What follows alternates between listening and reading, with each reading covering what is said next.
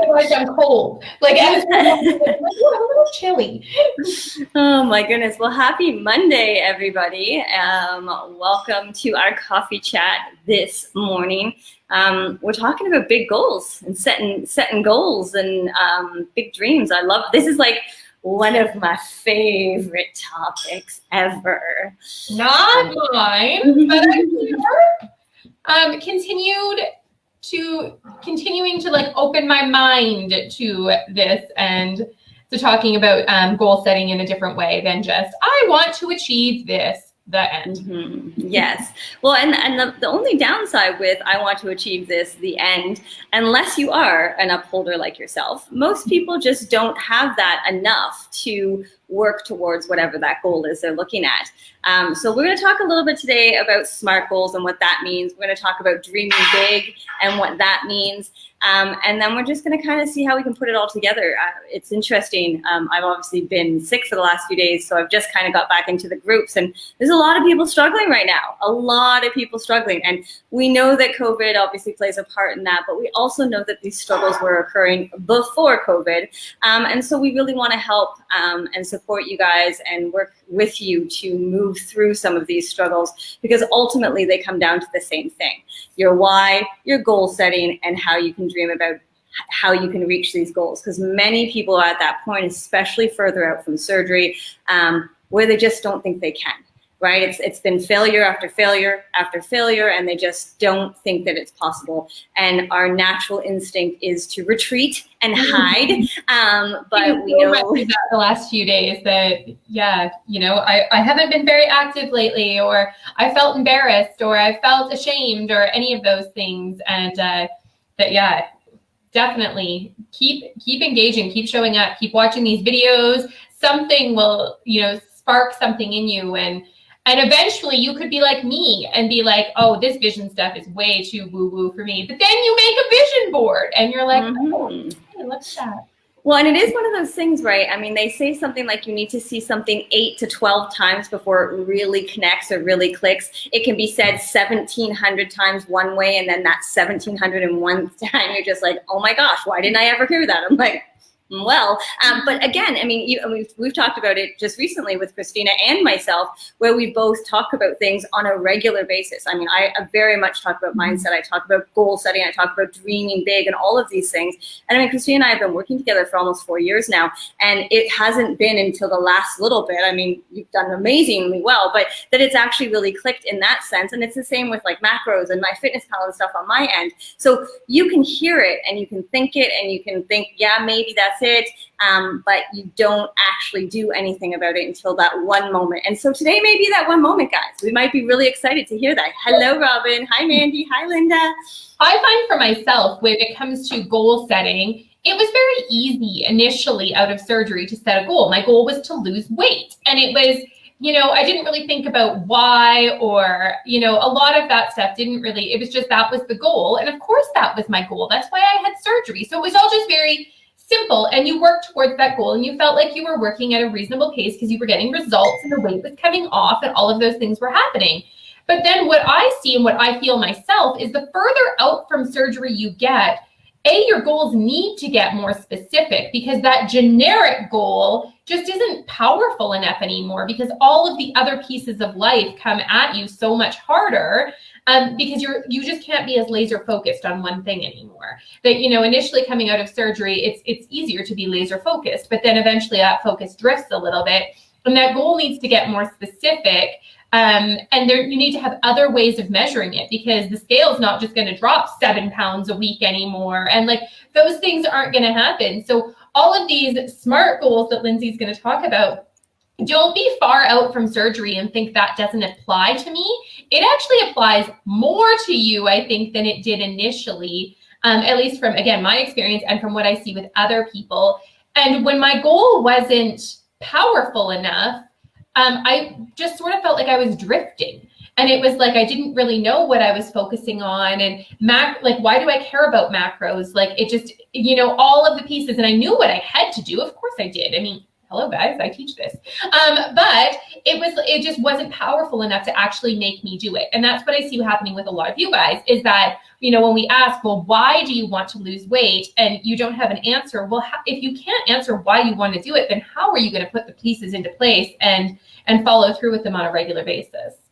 Yeah, and I think that's a really important thing to remember too. And again, I'm going to go over the SMART goals and what they mean, but we see so often very vague information when it comes to goals, right? I want to lose weight, I want to be healthy, I want to live longer, and all those are amazing. But if you don't get more specific with that, and we talked in our Shred Your COVID challenge where it was like, here's your goal and why and why and why and why, and it gets very, very hard and challenging, and that's the reason why most people stop at that one spot. Well, I want to lose weight. Well, why? Because I want to be healthy. Well, why? Because I want to run around with my grandchildren. Well, why is that important? And then it's just like, I don't know. And then they just leave, right? And then they're just like, they're done.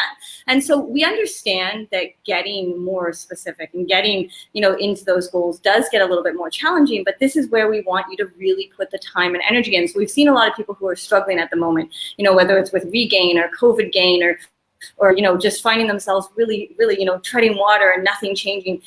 You know, again, it goes back to what we say is that you have to make a change to have a change happen. So maybe, just maybe today is the day that you're like, oh, you know, maybe I really need to reevaluate my why, reevaluate my goals, look at some of the dreams that I have, because that is what I need to move myself forward to this next section of my journey, whatever that looks like for you, whether it's regain, whether it's hit goal, whether it's to, you know, get to the place where you want to be. So it depends on you, of course, but the idea of the SMART goals, the idea of the dreaming and visions and that type of stuff are the same across the board. It's just then implementing what you need and what you want, and then therefore finding what your why really is. So it's a pretty powerful place. And also realizing that those goals are going to change over time, whether you hit the initial goal or not. That sometimes, you know, maybe you had a scale goal, which a lot of us had in the beginning, and then maybe you never hit that scale goal, but now you have different goals. Maybe you want to, you know, run a marathon, or maybe you want to build muscle now, and you're like, you know, I'm not at the weight that I wanted to be, but, you know, this is where my focus is now. I've actually realized I really like being in the gym, and it's something I enjoy. And or, you know, maybe something else has happened that you're like, this is the goal that I actually want to go for. But then you need to be able to release that initial goal and be like, you know what, that actually doesn't suit who I am today. I am a totally different person than I was 4.5 years ago when I first had surgery. So if I still had that same goal, that wouldn't make sense. That, you know, it's like when you're in kindergarten and they ask you what you want to be when you grow up. And, you know, you say you want to be a princess, or my son who wants to be a garbage man. That, you know, you have goals, and maybe those goals will change over time. And, you know, then you'll want to be something else 2 years later, and then 2 years later. But then when it's actually time to grow up and be something, and say you're 20, and then you have a different vision. But then all of a sudden you're 40, and it's like what you wanted to be at 20 doesn't even make sense anymore. And I mean, a lot of us change even more frequently than that. But most people don't want to do the same thing that they wanted to do several years ago. So knowing that that's how our lives change. And I mean, I remember when I was in my 20s and I thought I wanted 5 kids, and then I had 1, and I was like, whoa, what was I thinking? So all of our like life goals and dreams change all the time. So our health is no different than that. That your health goals are going to change. They're going to be fluid, and that's how it should be.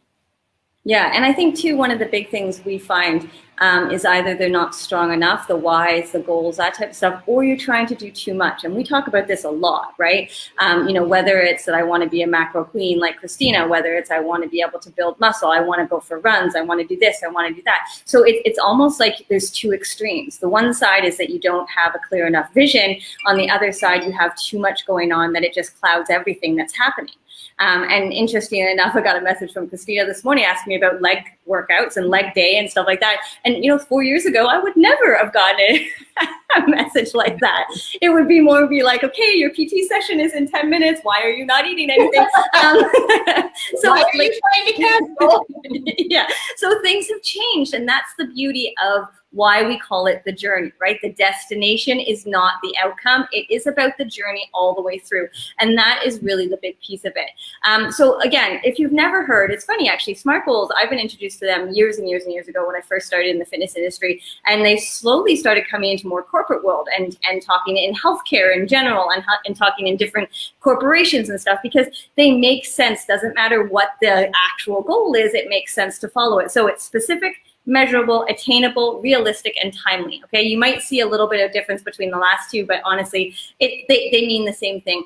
And the idea is that very first one is that specific, right? So I want to lose weight. That's not specific enough. 10 pounds, 180 pounds, 32 pounds, like what does that look like? And of course, I'm going to use weight because that's where a lot of people start with.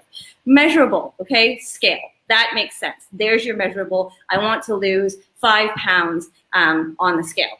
Attainable, well, if you want to lose 30 pounds by tomorrow, well, that is not an attainable goal. And so we want you to really understand that as you go through this process, not only are you probably 2, 3, 4, 7 years out of surgery, that 3, 5, 8, 12-pound weeks are not happening anymore, right? So attainable is really, really important when it comes to weight goals specifically.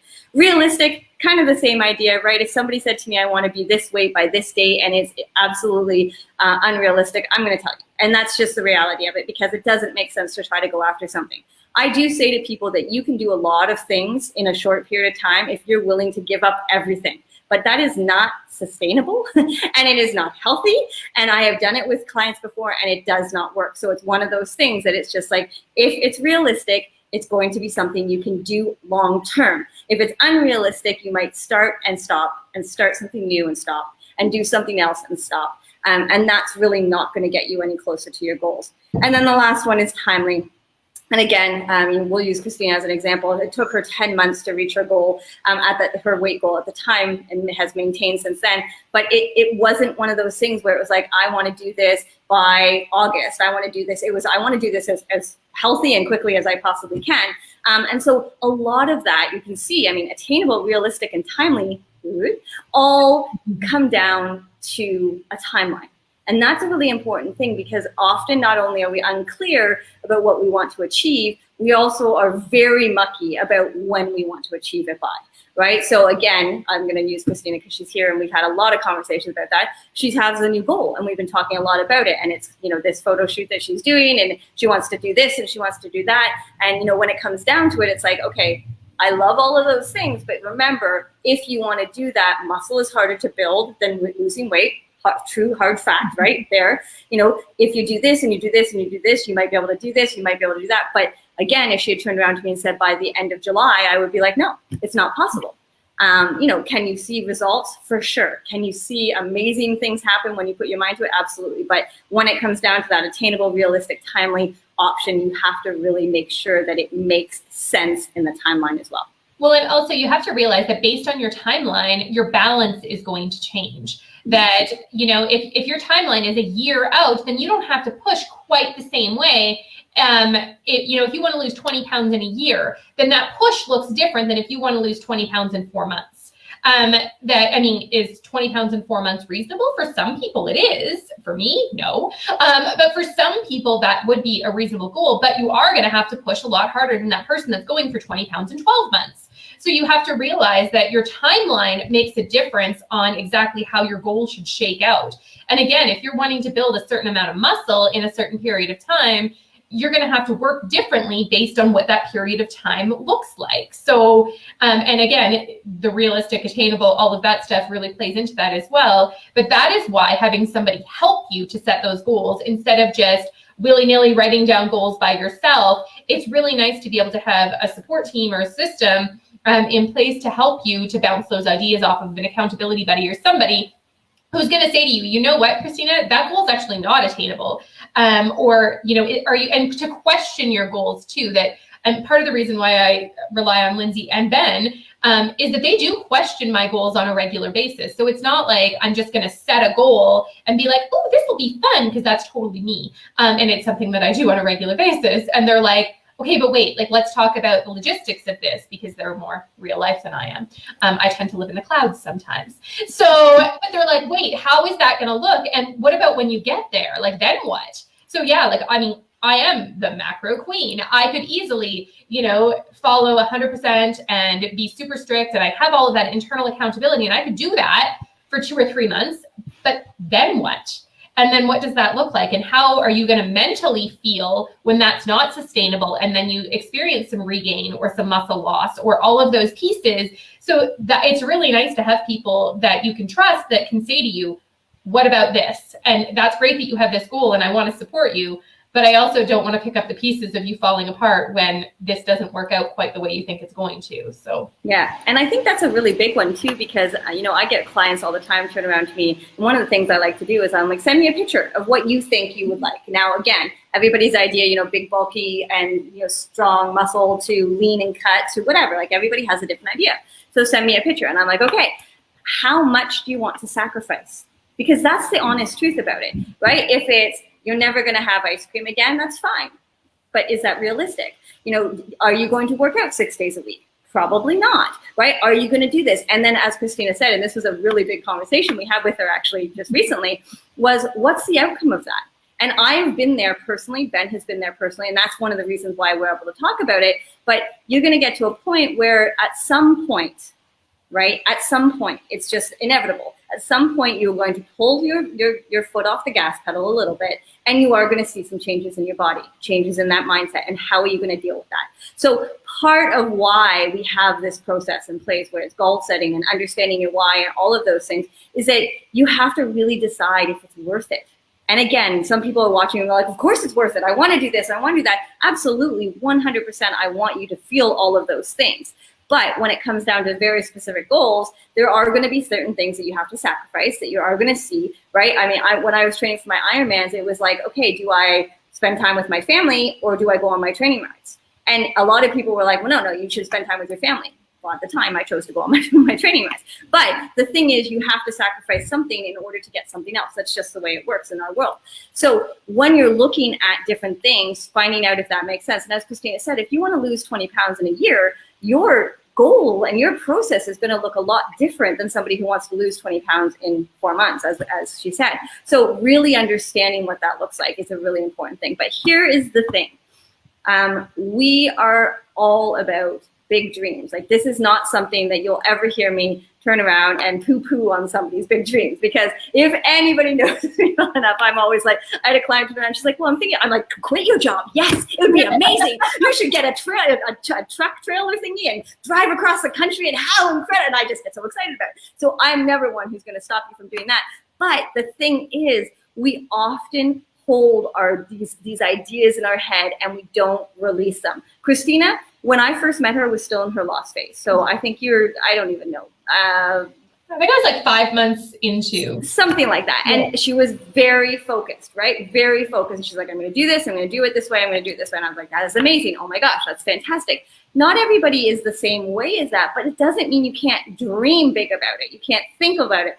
Oftentimes we hear people talk about the jobs they hate, the life they have, the people that they drive them crazy in their world, the vacations they don't go on, minus COVID, of course, all of these things. But the truth is, we often just find ourselves very scared to even put that out there.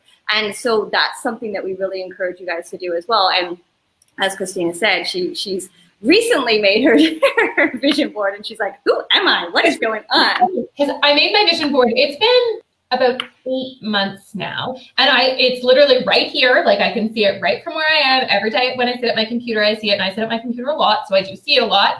And I look at it, and already since that, I have more clarity on my vision. And part of why I have more clarity is I made the vision board, and Dallas and I and the kids and I and Lindsay and I have all talked about the things on my vision board, and some of them have become more clear since then. Well, okay, that's great. Dallas and I knew like forever that we did not want to live in Canada forever, that's not our jam right now. We kind of need to live here, but that's just not what we want to do forever. Well, now our vision of what that looks like has gotten a lot more clear. So when I recreate my vision board again, it will have even more clarity on it. And so it's really interesting that when you actually put those visions into like reality, into putting them in a picture and then starting to talk about them and starting to express them, then you can get even more clear on them. And as you get more clarity, then you can get a plan that goes along with them, which Lindsay will very much tell you that it's not just about cutting out some pictures and putting them on a board. You need to put some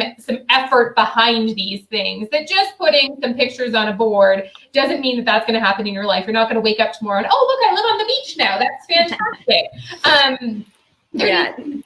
In place for that. There's definitely pieces. And I mean, it's funny. So The Secret, the movie, came out in 2007. And I actually feel like it did worse for what it was supposed to be doing, because it didn't go into the details. It just basically said, put it out there and it shall come, was kind of the idea behind it, right? Which is amazing. It's 100% of how I believe as well.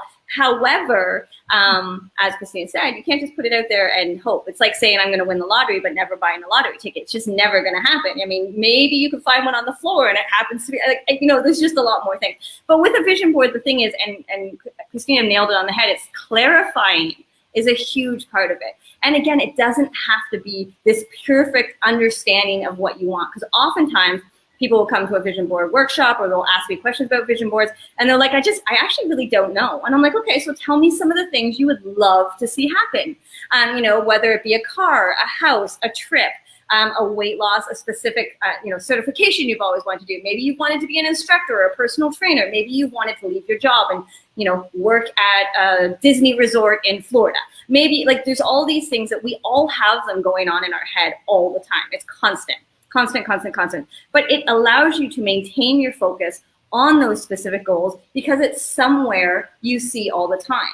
And the vision board that I put on our kind of vision board workshop that we have coming up was mine from 2.5 years ago. Now, I'm not going to tell you when I created it that in my head I knew for a fact that we were going to do this and move to Mexico and have all these, location freedoms and all this stuff. I just knew that's what I wanted. I didn't have a clue. So instead of trying to map out what I wanted on my vision board, I just threw a big old Mexico sign on the front of it, right? I also had adventure. I had, camping along the way. I had things that I wanted to do. And as Christina says, as you look at it over and over again, mine was right in my office as well. I'd look at it and then I would think about certain things. And every time I would see it, I'd see something different. And, I'd look at another piece or a word, one of my big words was about my daughters, which is a really important one of my whys. And so it would constantly be there, always in my thoughts, always in my place. Now, then when the planning starts coming into play, you have to make those plans. You have to focus on the things that you have to sacrifice, right? I always say when Ben and I moved,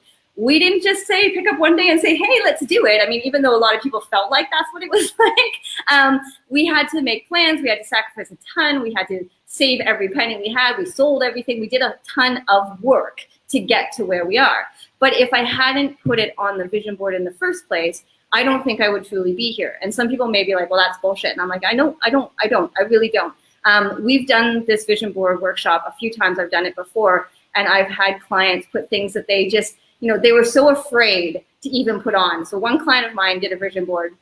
She did it on her own and she sent it to me and I sent it back to her. And she's like, you're sending me back my vision board? I'm like, it is so safe and so ridiculously easy for you to accomplish these things. I want you to dream bigger.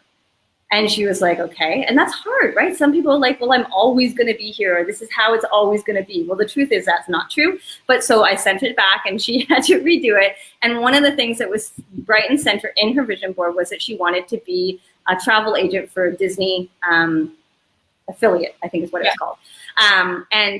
She was like, I've never even said that out loud before.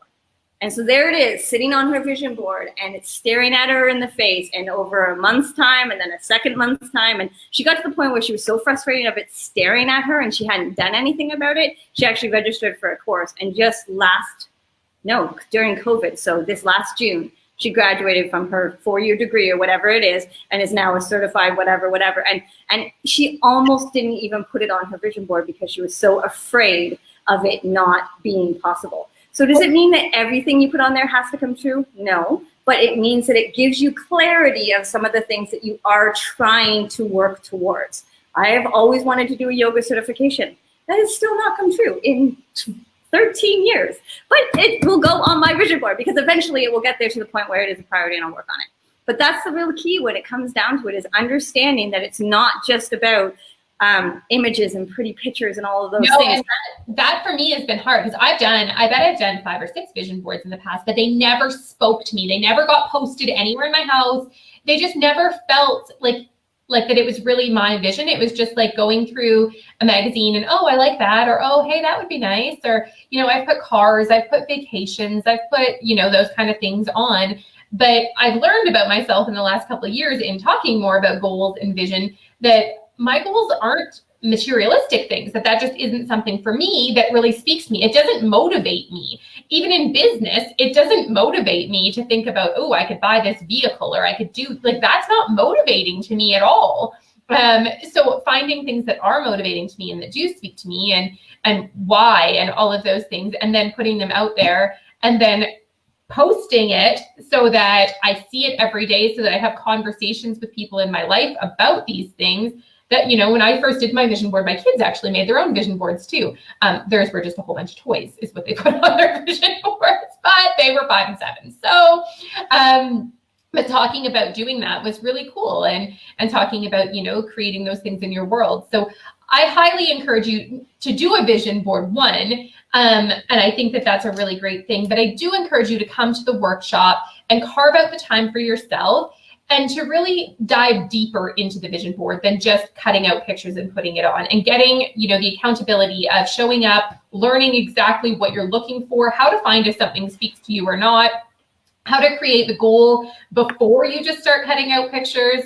And then some follow-up on it that, like Lindsay said, if you send her the vision board and she's like, that's a little safe, or, what does that mean to you? Or, asking questions, that is just something that is definitely worthwhile to spend the hour on a Saturday morning in a couple weeks, and come to the vision board workshop and see what it's all about. And even if you're not quite ready to make your vision board in that 1 hour, at least get the information and then take it away, create your vision board on your own, and come back. When we did ours, some people made them super pretty and put sparkles and glitter and stickers and blah, blah, blah. Mine is much more simple, but. Yeah, and I think that's a really big thing to remember too, that it's not just about the pictures, it's not just about the process of cutting out a picture and whether that evokes an emotion in you or not. Most people are just like, these are nice boots, right? Like they just don't even think about it. So that's what we really try to teach you at the Vision Board Workshop, is to understand why you're looking for something. What does it mean to you? What emotion does it evoke in you, right? Like when I put Mexico on my vision board, it wasn't because I knew exactly what that looked like, but in every ounce of my being, I knew that that's exactly what I wanted. What that looked like, no idea, but it evoked the emotion of time freedom, location freedom, family values, my kids learning Spanish, all the things that one simple word on a vision board could evoke. And that's the big thing when it comes to these vision boards, is it's not just a pair of boots. We did a vision board with some people, and she cut out a pair of boots, and I had that moment of being like, oh, come on, it's just a boot. And she was like, no, listen, this, and then she explained to me where the emotion came from. I've never been able to wear boots because my calves have always been too big. And so when I think about my weight loss surgery, and when I think about what I want to achieve, getting a pair of, thigh-high boots is something that I've always wanted to do.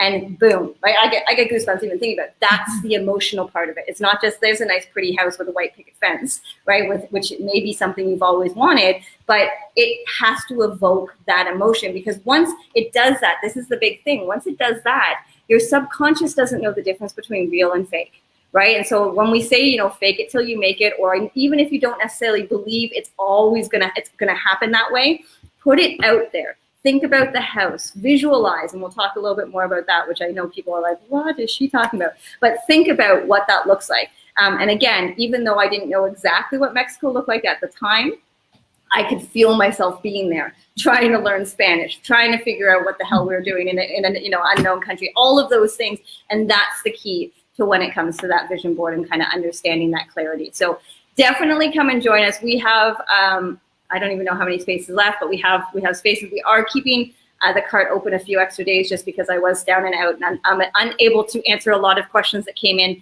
So we will be talking about those this week as well. And what else? Oh, we have our email coming out on Thursday, our blog post coming out on Saturday, as always. And if you guys have any questions about the vision board or anything we talked about with goals, let us know. And Christina and I are always here to help.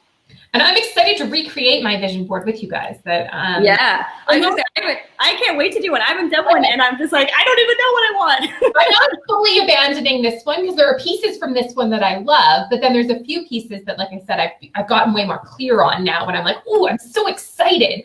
Yeah. So yeah. Well, and just to keep in mind too, guys, we're doing both options where it can be virtual in terms of like electronically, or if you want to go out and get the staples. Somebody was asking me the other day, where do you get magazines these days? And I'm like, I just put it out an SOS about anybody who was a magazine hoarder. Can I have, and I ended up getting like 150 magazines. I was like, what am I going to do with this? I got tons too. I just went, when we did ours last year, I went on our mums group and like our local mums group and just posted, does anybody have magazines? And I actually got a ton of cooking magazines, was a lot of what I got. But there was lots of options out there. So that is something you can do. You can also just, I mean, you know, the drugstore or the pharmacy or whatever, they often have magazines still at like the checkout and stuff. But a lot of those are like celebrity smut magazines. So well, and part of the workshop too, we'll also be giving you different images and different quotes and stuff that we have found to be very successful the last few years and stuff. And you can then print those out if you want, or if you're doing digital, use them. So that also is part of the workshop. So there's so much to get from that. Not only the fact that it's an amazing price, but it is just, it's going to be in a very valuable 1 hour time. And I can't wait because, as Christina and I both said, we haven't updated our vision boards. She's obviously a little bit sooner than mine, but I can't wait to recreate my own again. So it will be amazing. So come and join us. I played it a tiny bit safe with this one because it's a little vague, that there were things on it that I just wasn't ready to fully like, you know, dial down. So now I've become more specific and I'm like, yes, so excited. Awesome. All right, guys, enjoy the rest of your day and we will talk to you very soon. Bye. Bye.